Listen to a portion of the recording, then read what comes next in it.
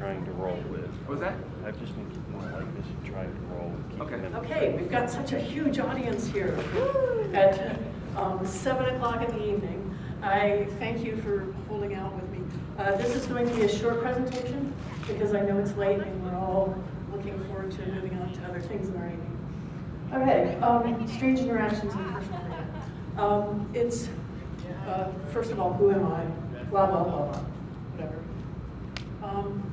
My standard disclaimer, I'm not a lawyer.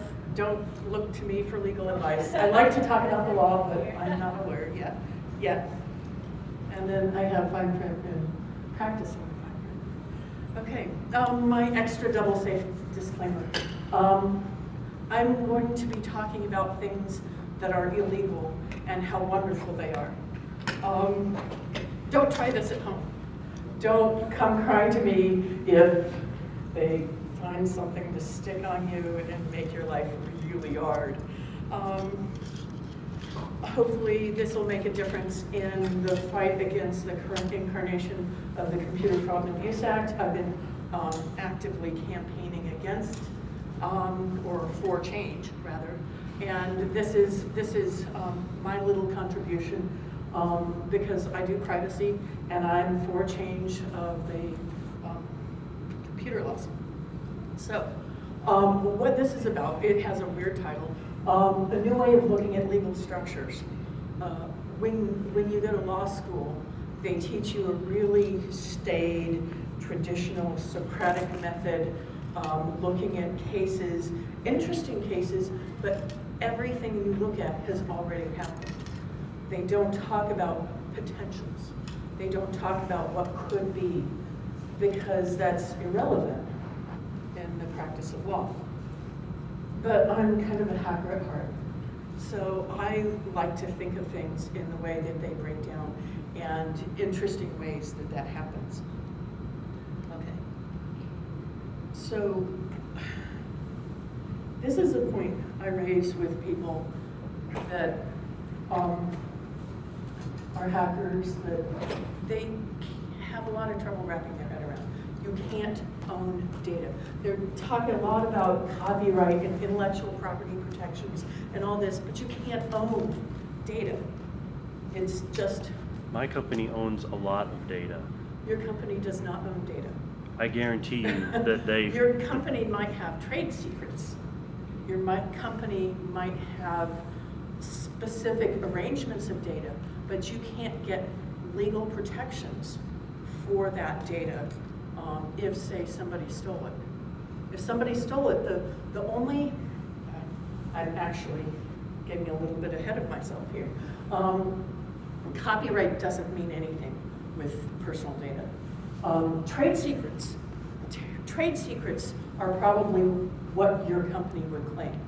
Your company owns a lot of data, but it's because it's valuable business information.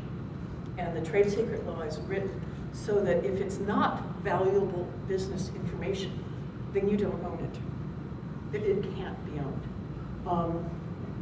There are a few patchwork laws that define privacy, but legally, there's no law that attaches to data for ownership. So you can say like we can possess data, but not like land rights, or we can own land because the government says that we have that right. That's precisely it. The government will not support protection for the right to hold that data. You can still possess it, you just can't say like it is mine and no one else can have it. Exactly. And the government will go like do things for you on your behalf. They won't. Right. The idea behind not owning data is that the data, intellectual property protections are not meant to limit human knowledge. And that's something that the framers of all this information really had in mind, is they did not want to limit the knowledge that's available to humanity. That's why mathematical equations can't be patented or copyrighted. And they're going back and forth about the gene information. And they recently struck down protections for genes because that's knowledge. that's not information that can be protected legally. So, what does this mean? It kind of gets complicated when you start talking about personal data and ownership. So, the next topic I'll bring up is data brokers, and, which is kind of the bulk of this. The idea that the data broker, that's the business, is buying and selling data. Some of them sell personal data, some of them sell property information. There's a data broker I researched that sells information on rights of way, which is a hugely complicated process. If you want to run lines anywhere, you have to find each little property owner along the route that you plan to take, and it's very difficult, but they provide a service that do that. Most data brokers buy data from other brokers, and going back to the whole statement that it can't be owned, they buy data as a service, they buy data in a specific arrangement in connection with other data. They go through a lot of manipulations to try and explain how this data is connected to each other and that they have the right to buy and sell it. So, data brokers don't particularly care where information comes from that they collect and sell. As far as the quality of the information, it's very important that they get good quality of information, but it's not important what the source of that information is. And let's not underestimate what data brokers are and can do. There are some really huge companies out there that you probably have never heard of. Well, you might if you traffic in data. Yeah, I could say that I know one of those companies very well. I know all of the companies very well. So, some of them are kind of surprising. Reed Elsevier, the people that keep all the academic journals behind paywalls, also collect personal data. And they primarily sell it to lawyers. And then Equifax and Experian, these are two of the three major Credit reporting. Credit report agencies. Axiom is actually the largest company on this list. And they've been around for a very long time. And unless you're in the industry, you've never heard of them. I've spoken to people who are in they're hackers and they're dealing with a lot of questionable people. And so they investigate people on a regular basis and they connect with a lot of databases, and they'd never heard of Axiom. They were glad I mentioned them, so they're looking them up. But since Axiom really does a lot of wholesale data sales, so a few of those are regulated. The specific uses, loans, credit reports, housing and employment, these are protected categories where you have a right to access the data they have and correct it if it's wrong. I frequently have to because I have a common name and people like to stick things. I'm still fighting an MRI that showed up on my credit report. I don't know where it is. But like the Axioms of the world avoid this regulation by avoiding those specific uses of the data. They tend to focus on marketing a lot. I was looking at some others that valuations, they work with insurance companies for their actuarial information. They work with universities. I had somebody, apparently they'd seen I'd been doing research on data brokers and they tried to sell me information from India that I'd never heard of. So they're out there, they fly under the radar, and they're totally unregulated. In fact, it's even very hard to define them. So, what's the big deal? Data provenance, where the data comes from. There are consistent industry-wide practices. Competitive advantage. If you tell everybody where your data comes from, they'll just go to your source. They'll bypass you even if you have advanced data analysis techniques, it still puts you at a competitive disadvantage if you've revealed all the sources of your data. What's really interesting is Congress held a hearing about 3 years ago on data broker practices as a result of a murder-suicide based on a rather unfortunate stalking event. And the data brokers came in, and every single one of them, there were 9 of them, every single one of them pled the Fifth. Congress can't do anything about that because that's a fundamental right, but they're not telling. The only data that comes straight from the source, even if, well, we get our data from Facebook and these others, you'll never hear that. Only the data that comes straight from the source is identified as being from the source. So the point is that the provenance, where the data comes from, is not important. What's important is the quality. If you have good quality data, then you have a good quality product.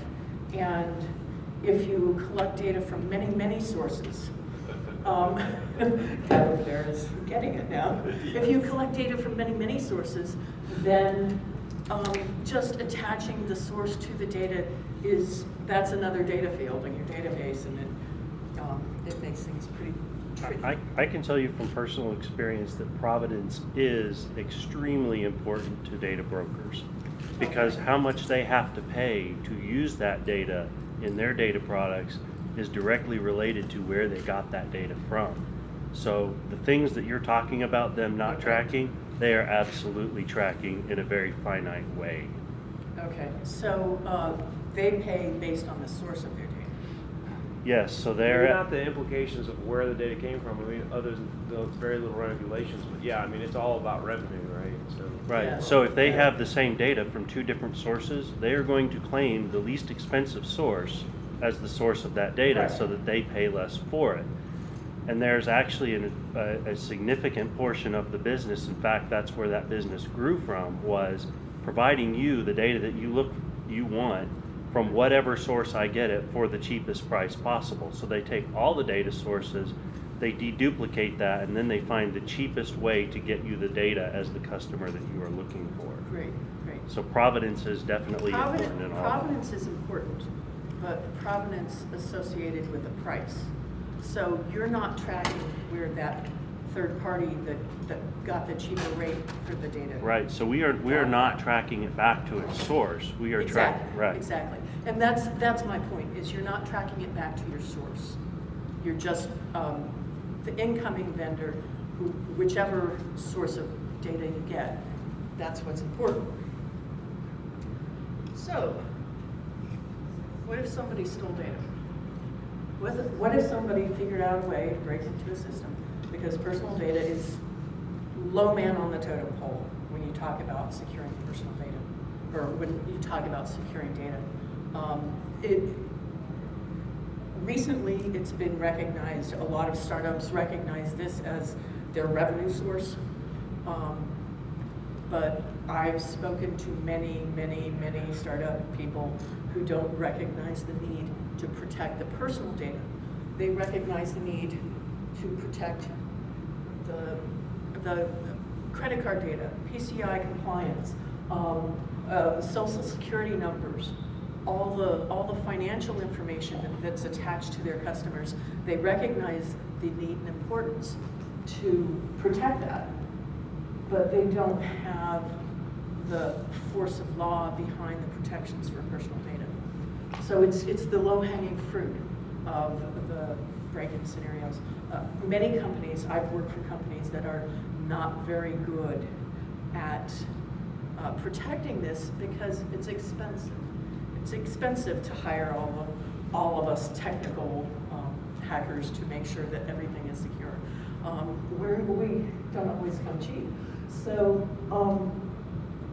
so the risk is much lower for seeking personal data. But it's obviously worth less than financial data, but data brokers are buying. Maybe you won't be able to approach Axiom because they're very good at knowing their source and knowing who they're dealing with. They've managed to avoid Spokio's problem. Spokio is one of the data brokerages who they got in trouble with the Federal Trade Commission because they weren't careful who they sold their data to, and the FTC had their mystery shoppers go out and buy Spokio data for employment, and they got some really ugly fines because Spokio, unlike the three major credit agencies, does not give you the opportunity to review the data that they have on you free of charge and contest any errors that they might have. There are more, certain types of data more valuable, like those data. There was an article a while ago about Target stores identifying a pregnant teenager before the father that she lived with did. And the reason they targeted that particular life event is because you make a lot more decisions about what your future life is going to be when you make major changes. When you're moving, when you buy a house, when you buy a car, you buy a lot of things. And you're great target material for advertisers. Also life insurance companies and other organizations, or any insurance company for that matter. All these organizations want this information so that they can make decisions. Further, they like to have neighborhood information to when they start talking about expanding their business. Where should they expand next?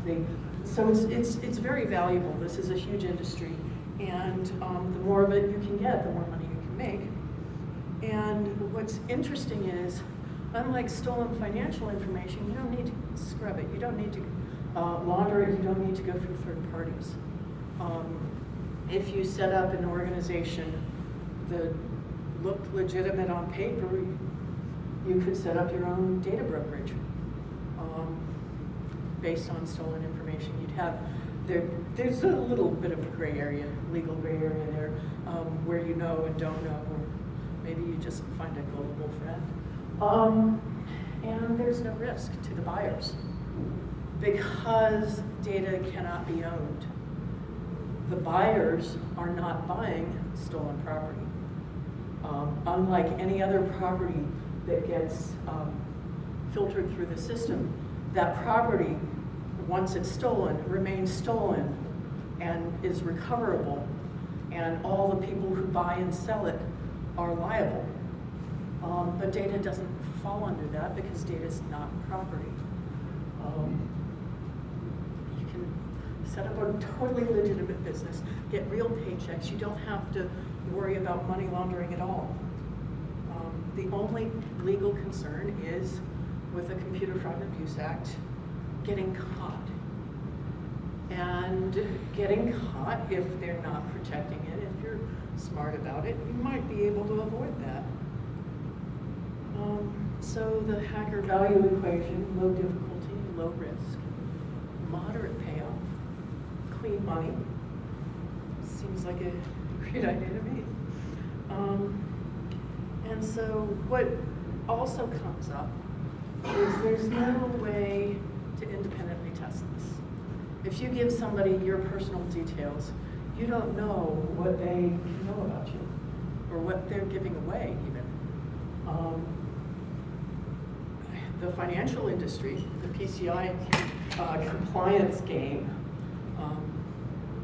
that's pretty easy to evaluate because the banks are in control of that, and they're the ones who have to pay if things get stolen. But nobody pays if somebody's selling your personal data. And there's a lot of argument about what is the value loss if an insurance company finds out about you, whether it's true or not. So consumer protection organizations, I like consumer reports, they're neutral. they don't work with people, and they do independent testing. There's no such thing as independent testing for data security. You either contract with the company or you don't test it. And so the FTC can come in and has come in with consent decrees against organizations who poorly protect or ignore privacy protections. But it's a really big hammer.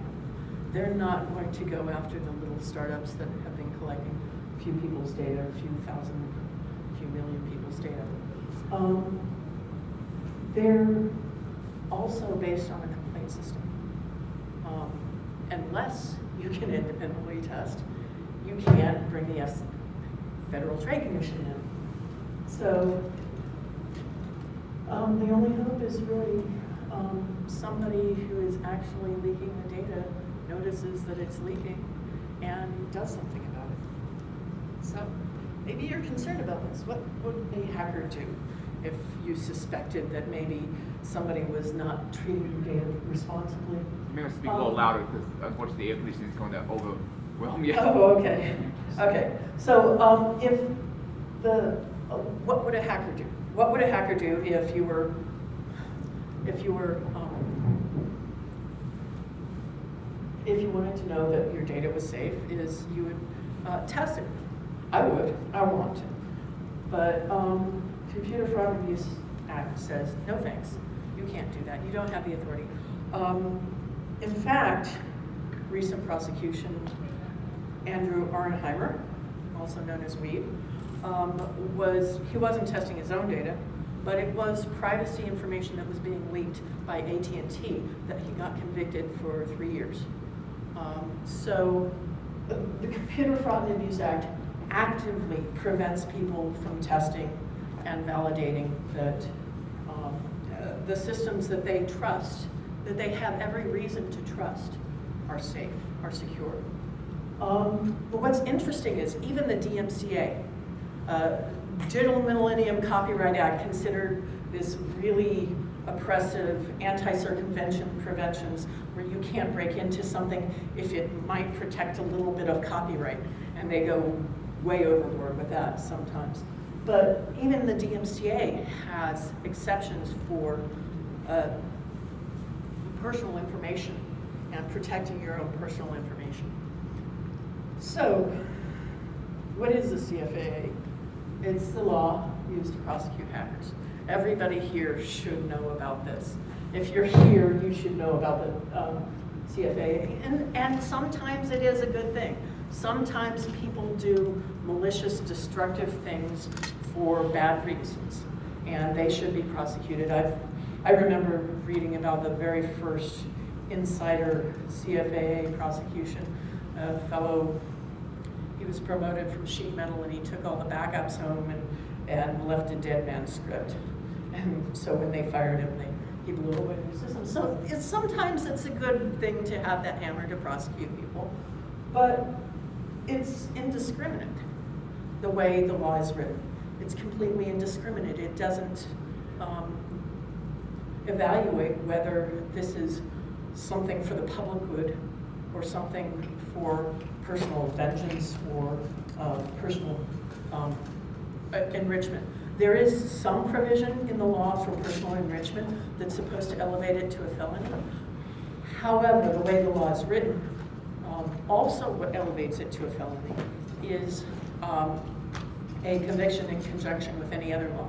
And almost every state has a law that's almost identical to the CFAA, if not completely identical. And so because we have these identical laws, every instance where the Justice Department starts to investigate, they can bring in felony charges because of the state-federal duality.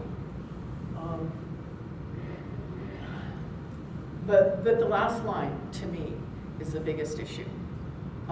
Congress wants to make the world a safer place. Congress wants to make our computer systems safer. Great.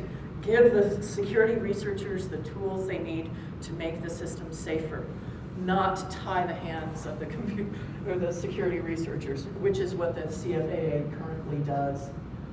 You can't write a law to protect a computer system. It just doesn't work. But that's the only tool that Congress has in their toolbox, so everything looks like a nail.